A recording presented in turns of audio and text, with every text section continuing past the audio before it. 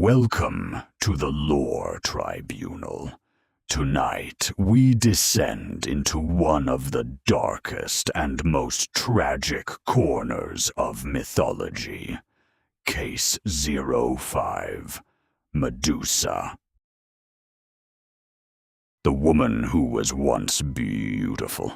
The woman who was violated in the most sacred place. The woman who was turned into a monster, not by her own actions, but by the cruelty of gods. She was a priestess. She was innocent.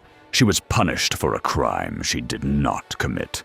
Her story is not just a myth. It is the story of how the innocent are turned into the guilty, how the victim is blamed, how the system protects the powerful. Was Medusa truly a monster, or the first victim of a world that punishes the violated instead of the violator? You are the jury. The court is now in session.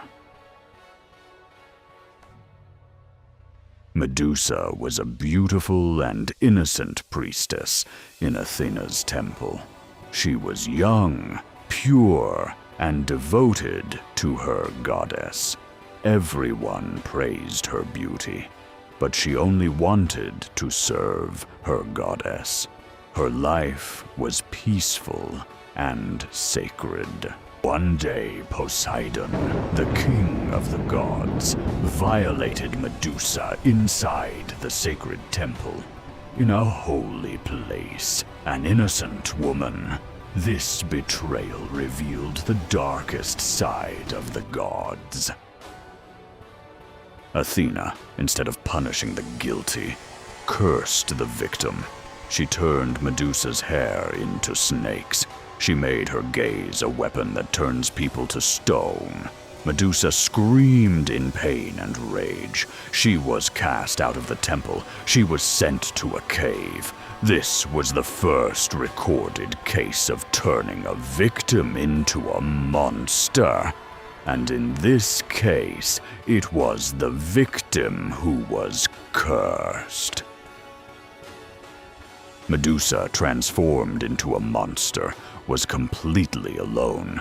No one could approach her. Everyone wanted to kill her. Once a beautiful woman, she had become a source of fear. The snakes in her hair hissed constantly. Anyone who met her gaze turned to stone. Medusa lived in her cave in complete solitude. She could not share her pain, her anger, or her despair with anyone. Word of the monster spread across the land. Heroes and warriors came from far and wide. Everyone wanted to kill Medusa. Everyone wanted to claim the glory of slaying the beast. Medusa, who had once been innocent, was now hunted like an animal. Her cave became a place of death. Her beauty had become her curse. Her gaze had become her only defense. Perseus, guided by the gods, came to slay the monster. Armed with a shield and sword, he entered the dark cave. Medusa, sensing danger, prepared to face her fate. The hero had come. The monster waited. The end was near. Perseus, guided by Athena's wisdom, used his shield as a mirror. He approached Medusa without looking directly at her. With a swift strike, he cut off her head. Medusa's body fell. Her head, still with snakes for hair, was taken as a trophy. The monster was slain. The victim was silenced forever. Was Medusa guilty? Was she guilty for being beautiful? Was she guilty for being violated? Was she guilty for turning people to stone with her gaze? Or was she the first and darkest example of a system that turns victims into monsters? Medusa teaches us this: the system blames the victim. It turns the victim into a monster, and then it sells the killing of that monster as heroism.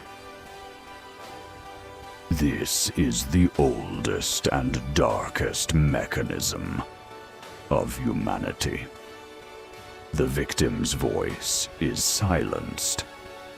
The guilty are protected. And the system claims justice by destroying what it created. Today, Medusas still walk among us, women who are blamed for being violated, women who are called guilty for being beautiful, women who are turned into monsters by society's judgment. They are accused, shamed, and silenced. Their pain is ignored. Their voices are dismissed. Now the decision is yours. Was Medusa truly a monster, or the first victim of a world that punishes the violated instead of the violator? Drop your verdict in the comments. The Lore Tribunal will return with Case 06. Until then, whenever a woman is blamed, silenced, or turned into a monster, remember Medusa. The court is adjourned.